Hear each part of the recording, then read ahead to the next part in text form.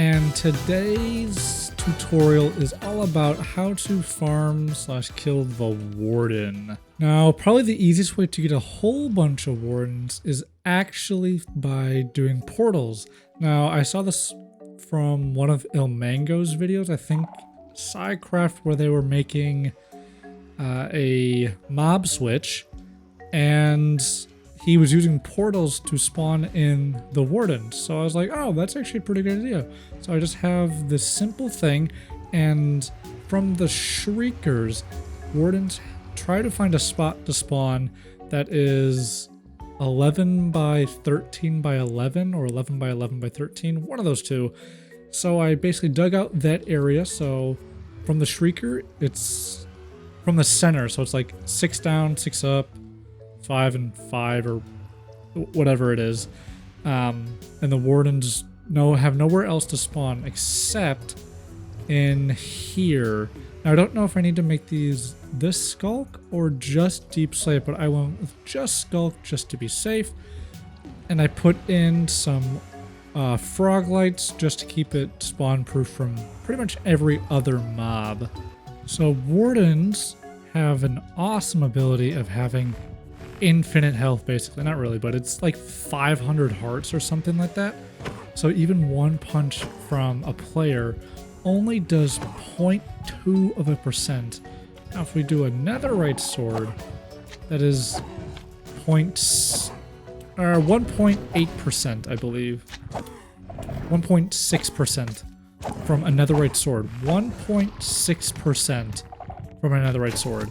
And so from build height, so if we do F3 and look at this block, this is at Y level 318. So this is basically as high as I can get to build height to be able to place this Warden. It might be a block off or something, but down there is negative 23 Y height. So let's see what happens to the health bar after we fall down with him. So there goes the Warden, 100 HP. That only did basically 70% for over 330 blocks. 330 blocks fall, and it didn't die. Wardens take no lava damage, no damage from magma blocks, no damage from campfires, but they do take damage from wither roses, but again, it's only 0.2% for each hit. So even if you did, and that's probably per tick, so even at 32% per tick at 0.2 would still take about 2 minutes. Use splash potions of instant damage too. So it does 2.4% per hit. I don't know if it actually stacks or not. Yeah. Oh no, it's whichever Warden it hits first, it does the most to. So if we have 2 Wardens again, and we aim at this one, 1.4, it doesn't even hit the other one. Yeah, it sometimes doesn't even hit both of them, so you just have to maybe get lucky, so these aren't really going to work either. So what my current idea is that I'm working on is having lava be a way to move the Warden. Since lava can still move items, it still moves like pickaxes and netherite pickaxes and stuff like that. So we can use the lava to push the Wardens as they sniff out, say, an iron golem, or it could be a snow golem, whatever. Just some sort of hostile, or any entity, mob really, will go for it. Now, Wardens have a fantastic trick that they like to do. And then at the end, they love to just sit on top of the trapdoors. But if we break them, they fall through. Just like that. And then again, that was basically at build height of the nether. We can see that was less than 30%. That was 22.4%. Not that great. So when the Warden comes through the nether, just place a couple down. They will spawn there, and since the portal is exactly 25 blocks away from Iron Golem, the wardens can sniff the entities out, because I believe that it's a 49 by 51 by 49 box around a warden, and that's like their observing zone or diameter or box, I guess, to sniff out mobs or entities that they can attack. Now, they normally go for players priority, but iron golems work, and iron golems are probably the best bet because they can take the most damage. They can take 10 hits from a warden in total. So you just saw one go down. Just repair him real quick, just in case. So we can see that warden is now sniffing out that iron golem. Yeah, so he caught wind. He should go down. Yep, so far so good. And that first one went through that portal down there. And hopefully he goes, oh, there he goes. Okay, so that's how that top part works. And same thing here, where they land is actually 18 blocks from this iron golem. I just wanted to make sure that if they land, so they should both now be going for this golem. Yep. So we saw, it's pretty self-explanatory what they do. Then we go through here.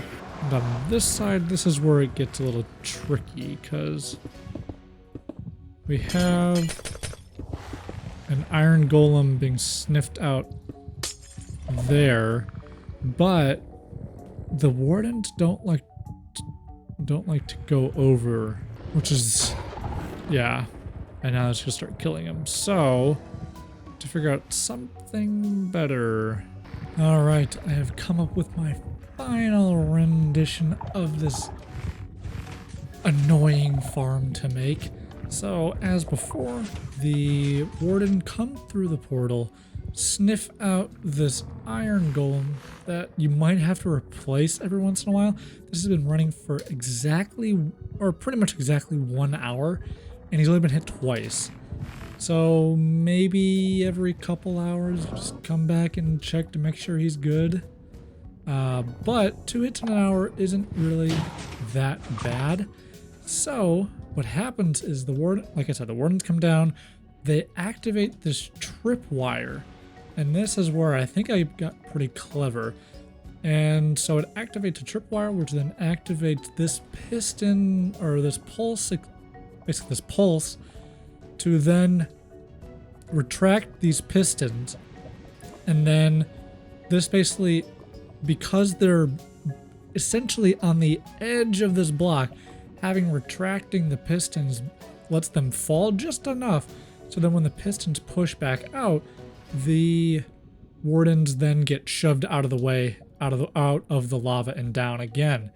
And then when they come down here, they fall into this, basically just a lava pool to then push them this way to then again sniff out an iron golem, which has not taken a single hit.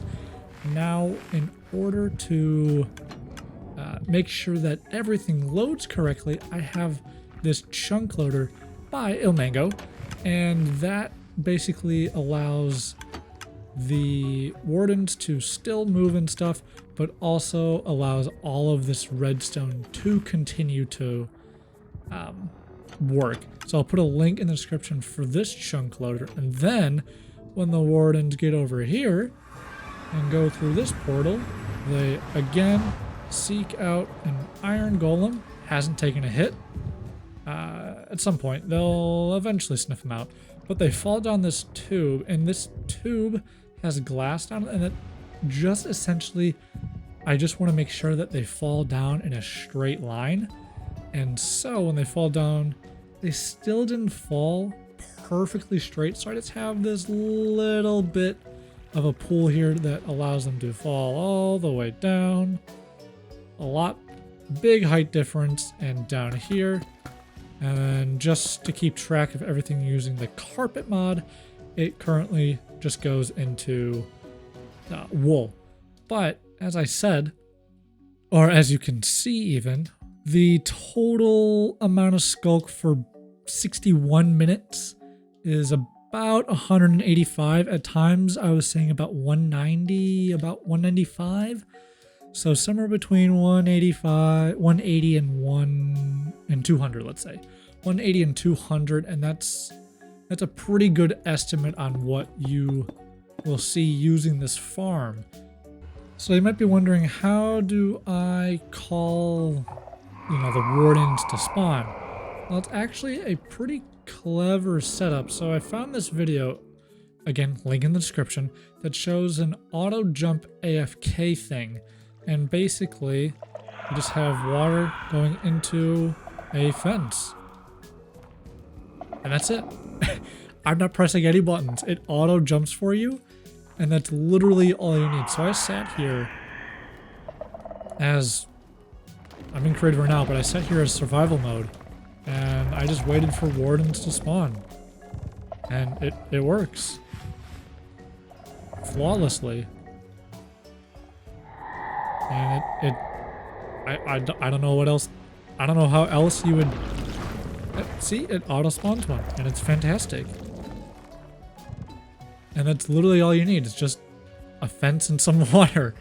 Hope you all enjoyed, hope everyone stays happy, stays healthy, and I shall see you all next time. Goodbye!